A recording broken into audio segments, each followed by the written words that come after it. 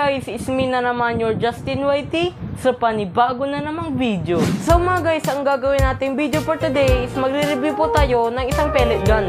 So mga guys, nakita nyo nga rin po pala sa ating thumbnail na magre-review tayo ng L96 Sniper. So mga guys, ang pellet gun na ito ay nabili ko po sa Shopee. So mga guys, magpapakilala nga po pala ako. Ako po si Justin Ilumin, also known your Justin YT. In my channel po, I post monthly, weekly videos katulad ng unboxing vlog, toy gun vlog, travel vlog, at marami pa pong iba. Kaya kung hilig na hilig mo ang aking content, consider mo ang mag-subscribe sa aking channel. At hit mo na rin ang notification bell para notify ka sa mga bago kong upload. So mga guys, pagpatuloy na nga po pala natin ang ating review.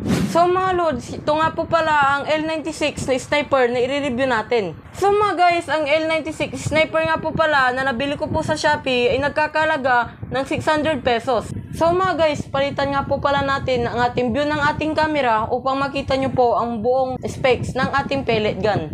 So mga guys, na-transfer ko na nga po pala sa different view ang ating camera upang makita nyo po ang ating nabiling sniper na i-review natin. So mga guys, masyado po kasing malaki. Ang pagkaalam ko mga guys is 93 centimeters yata ang haba ng sniper na pellet gun na to.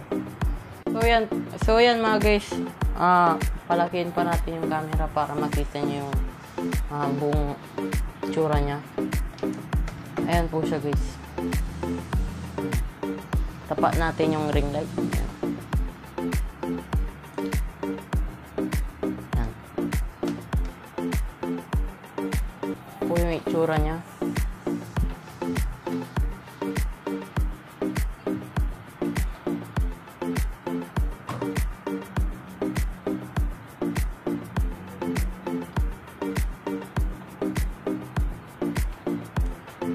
Ito po yung magazine mga guys. Mayroon po siyang lalagyan dito. Lalagyan mo din ng bala. Yan. Tapos parang yung pangkaraniwang pellet gun guys is ibababa mo lang yung ito, yung parang yung spring yan. Yung hawakan ng spring guys. Yan. Kung nakikita nyo guys. Yan. Ito po.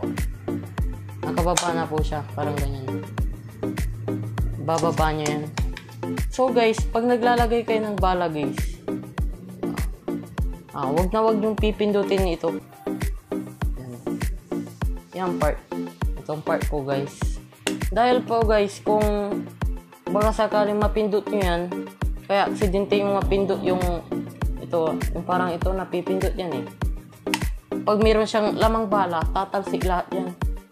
Kasi ito po yung stopper, parang nagsisilbing stopper para tumigil yung bala sa pag-pop out ng bala, pabuga. Ilang rounds lang ang malalagyan nito. Mga siguro guys, mga 12 rounds to 11 to 10 rounds. Yun, ganun din. 12 to 10 rounds ang malalagay ng magazine niya dahil maliit po. So actually guys, mas marami pa ang malalagay ng pistol kaysa dito guys. Maliit po yung space ng kanyang magazine malalagyan. Pwede nga po palang maglagay ng bala dito pero hassle nga lang kasi isa-isa yung ilalagay, kaya mas maganda lang ilagay nyo dito. Yan. May takip yan pero kayo makikita dyan na butas. Ayun guys ito guys, butas po yan kung saan po dyan po lumalabas yung bala para automatically na malalagay yung bala sa ilalim na kahit hindi na isa-isa. Slide down nyo lang yung spring, tapos alugin nyo pababa. Ganyan lang. Yan, pitik-pitikin nyo, tapik-tapikin nyo guys. Gumagana rin po yung scope nya. Yan. Tanggalin po natin. Dito po yung adjacent. Iikot lang po yan guys. Yan. Paluluwangin lang po yung yan po, parang ganyan. Tanggal na po siya. Ito na po yung itsura nya pag walang scope guys. So guys, binuksan ko na po yung scope niya. Kung napapansin nyo guys, mayroong cross line. Yan. Kung nagtataka kayo mga guys, kung bakit hindi ko po nilagay yung cross line sa gitna, yung cross. Kasi po, ang side niya po, Hindi po sa gitna. Ang sight niya po dito sa baba. Kaya kung titignan nyo guys, yan. Kung makikita nyo, parang ganyan guys. Nakikita nyo guys, parang ganyan guys, is yung sight niya nasa baba. Kaya nilagay ko yung cross sa baba kasi parang parang nakakalito. Para hindi na ako malito pag minsan. So mga guys, yung una ko pong bukas ng ating sniper is napansin ko po na mayroon pong damage ang ating pellet gun. Napansin ko na lamang po dito sa kanyang trigger. Yan. Kung pansin nyo guys, putol. Yan o. Parang putol yung kalahati ng trigger. Gumagana naman, wala namang problema sa internals niya kasi binuksan ko na rin po ito guys. Nakita ko po yung internals niya, mabuti naman po, walang damage. May adjustan po siya guys. Pwede umaba yan. Ito po yung adjust niya kung gusto nyo mapahaba. Yan. Demo ko sa inyo mga guys. Mahaba siya guys. Yan. So mga guys nga pala is natatanggal to kung gusto nyong itago, kung gusto nyong kung hari kasi minsan kasi nababarado rin to guys. Meron din pagkakataon na nababarado yung loob ng barrel niya dito po guys. Mas maganda na yung natatanggal to kasi pag may barado, madali mo siyang sungkitin. Kasi hindi naman maiwasan sa pellet ganyan yung mababarado siya guys. Yan. Meron po siyang yan parang button. I-slide lang po. I-slide yung dito. Yan. I-slide yan. Ganyan. Nag-click na po siya. I-slide down nyo yan para ma-release nyo. Siya yung nagiging lock. Parang lock po niya. Meron pong butas yan. May butas po siya kung saan dito po nag-click yung makikita nyo ba guys? Hindi natin makikita. Ayun guys. Yan. Yan dito. Yan. Yung square na yan sa loob. Yan. Lumulusot po siya dito sa square na butas. Dito sa para mag-lock siya. Pati din po tong guys, pati din po ito guys na natatanggal din. Medyo mahirap lang hugutin. Ayun na nga mga loads. So mga guys, natanggal ko na nga po pala yung parang nasa dulong part nung ating pellet gun, yung sa barrel niya. Ito po yung itsura niya. Yan. Plastic siya guys. Plastic na yung makapal na klase. Makapal po yung plastic niya. Parang ganyan guys, oh. Makapal po guys. Makapal po yung plastic niya. Pati rin dito sa barrel guys. Makapal yung plastic. So mga guys, dito po yung kasahan. Kung gusto nyo magkasa, yan. Hugutin nyo lang po ito. Dahan-dahan lang.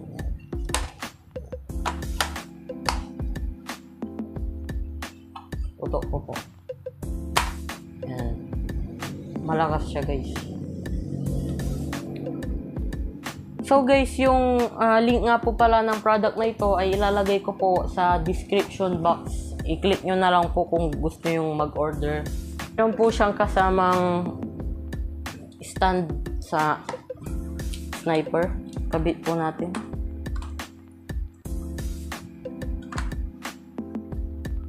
So guys, meron din po siyang adjustment kung gaano kahigpit. Ayan, parang ganyan po guys. Higpitan natin. Yan, mahigpit na po siya guys. Yan.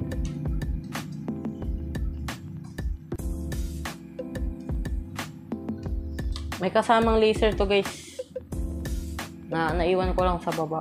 Meron po siyang kasamang parang guys, tubo na. Siguro, parang pampahaba lang to guys. Parang design lang.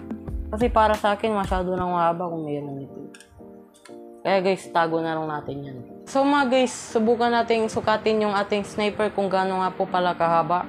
So ang estimated ko nga po pala dito is 93 centimeters or 98. So guys, sama na rin nga po pala natin yung ito. So, pinakita ko sa inyo, parang ganyan. Susok-sok lang po ganyan. Ayan. Mahaba po siya guys.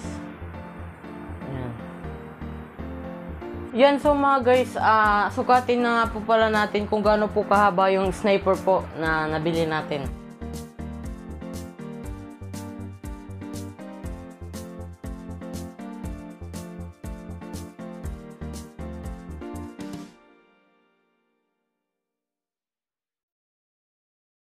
Sukat na natin guys. So, yan. Mahaba nga po pala siya. 114 centimeters yung haba ng pellet gun guys. Kung kasama yung ito guys. Sukatin din naman natin kung wala ito. Cute na natin. 90 centimeters. 90 centimeters nga guys. Totoo. 90 centimeters ang total na haba niya.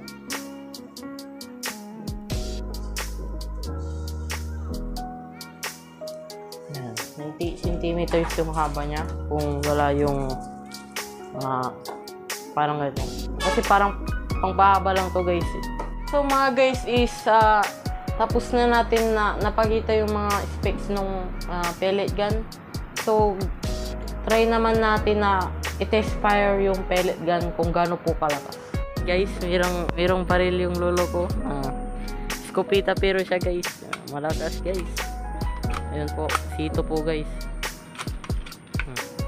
Barilin nila. Pero sito guys. Ayun, tapol. Tapol yung sito. Malakas.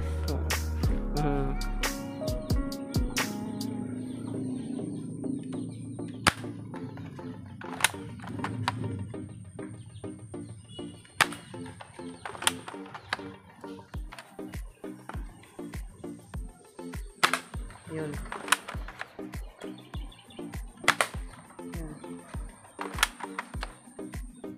Headshot. Nakuha na natin yung tempo guys kung paano may target yung pellet gun. Ayan po yung sito guys. Knockout. At nga pala guys, sabi ko nga nung una guys is parang mayroon siyang pagkabaling kong yung barrel sigurong problema dun kasi. So mga guys, dyan na nga po pala nagtatapos ang ating video for today. So mga guys, kung nagustuhan nyo po ang aking video for today is huwag nyo yung kalimutan na mag-subscribe at hit nyo na rin ang notification bell para notify ka sa mga bago kong upload. So mga guys, salamat nga po pala dahil mag-4,000 na po tayo sa ating channel. Salamat po sa tuloy-tuloy na suporta at tuloy-tuloy na po na pag-like at pag-comment sa mga videos ko. So mga guys, diyan na po nagtatapos ang ating video. See you again to my next video. Peace out!